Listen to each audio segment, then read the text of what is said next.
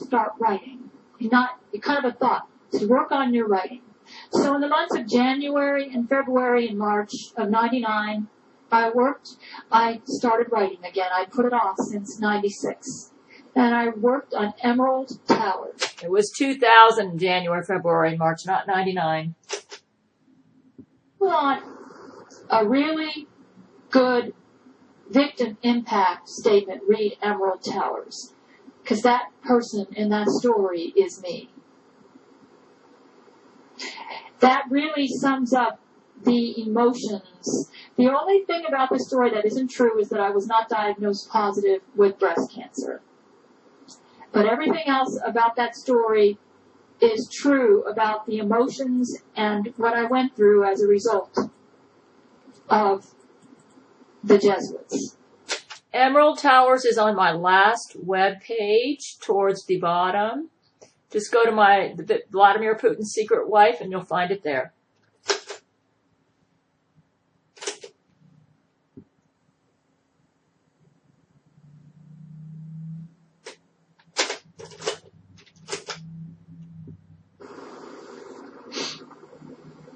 So I worked on Emerald Towers, and in the month of April, I mailed it to the Writer's Digest writing contest. I remember when I went to the post office to mail it, I think there was a very long line. Also, in January, they started contaminating my supplements. When I figured out the Vatican was my enemy, it just made things worse. The pressure got even stronger. My son was still missing a lot of school.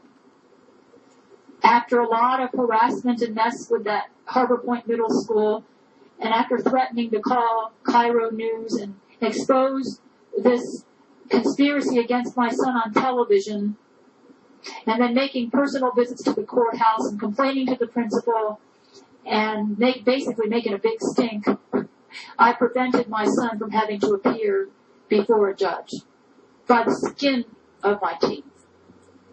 I also got the help of his psychologist, who did not recommend this. He said it would be bad for for Erich's mental health.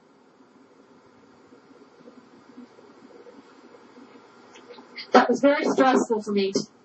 My son ended up failing the 6th grade when he was normally an honor roll student because of the harassment that he got at Harbor Point Middle School.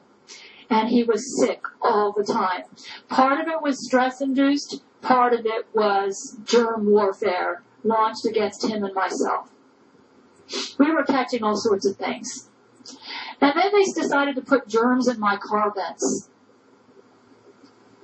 And then they put itchy powder out on the walkways so that when I walked, my feet would itch to death. That happened later in the year 2000. It just was like a blitzkrieg. The pressure never ended. I felt like I was being hit from 30 different points at once. That's why I'm such a good multitasker. I had to learn those skills to survive. Most of the stuff I've mentioned in my statement, so I'm not going to repeat it. I'm going to try to go more into how this affected me as a person. The effect that it had on me as a person, first of all, when I found out that Brent was a victim of the Vatican, I offered him my hand in marriage. I had really underestimated the stress and pressure that he was under, and I felt really terrible that I had accused him of being a coward. That just made things worse for us. The pressure increased threefold. My supplements got contaminated. All of a sudden, Seattle air, which was normally pristine and beautiful, looked muggy and gray and smoggy. We had a drought that year. No, that was the next year. Anyway, most of the stuff after this period I've covered in my statements.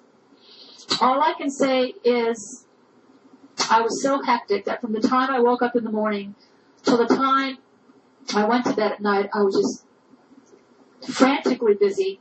I found that the best way to handle it was to pray nonstop throughout the day, ask for God's guidance throughout the day, and to just take it 1 second, 1 hour at a time. If I tried to think too much about tomorrow, too much about what would happen next month, it would be overwhelming. One day at a time. Every day was an act of faith. Every day, I never knew what they were going to throw at me next. I got used to losing sleep. I got used to being nauseated. I got used to having an upset stomach. What was really hard for me to get used to was my son being sick. The experience, I began to identify with war generals. I took a sudden interest in the news. I began to realize that this fight was taking on national and international repercussions. All I can say is the best way to describe how I felt is since about 2000 and onward, when I figured out who my enemy was, I felt like a soldier in the front lines of the battle. And I've had to adopt a soldier's attitude and a lawyer's attitude and a doctor's attitude to survive. I've had to be a very good multitasker, and I've had to learn to keep my cool under tremendous pressure. I've had to learn to put up with all sorts of psychological tactics. They have used psychological manipulation very well on me. I've learned to expect the unexpected, to prepare for blitzkrieg attacks, where I'll get hit from, usually they always try to outsmart me and out-trick me and, maneuver me into a position where I will say or do something that they can use to strengthen their case. I've gone into most of this in my statements, so I'm not going to repeat myself.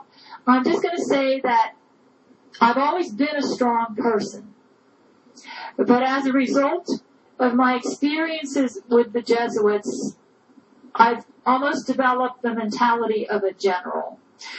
It used to be that I never liked to watch war movies. I always liked to watch love stories. I was never interested in war movies.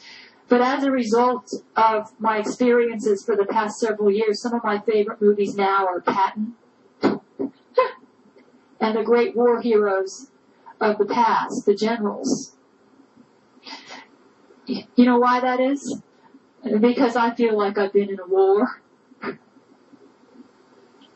Anyways, so the year 2000 went by. I was sick half the year with probably 50 different things. Everything under the sun. Sometimes I was very uncomfortable.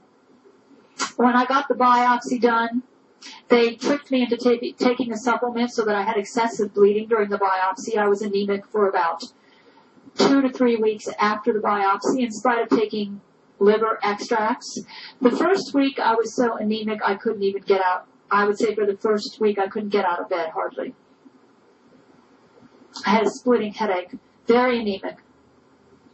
They tricked me. Before the biopsy, I took something that thinned my blood, so that during the procedure I lost too much blood. That really kept me bedridden for a while. I had a good chiropractor that helped. And I did find some stores where I could shop that tended to have less contaminated products than other stores, but eventually they got all the stores.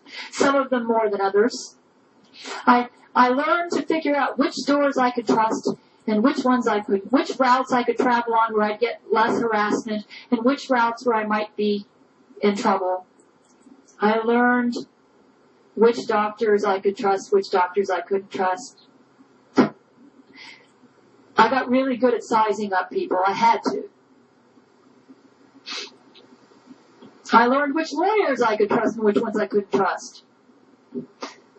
And it was like every time I went shopping, it's like playing a game of Russian roulette. Eeny, meeny, miny, mo. Is that okay? I don't know. You can't tell by the cover because they got the company down at the originating end, you know. And they got me quite often.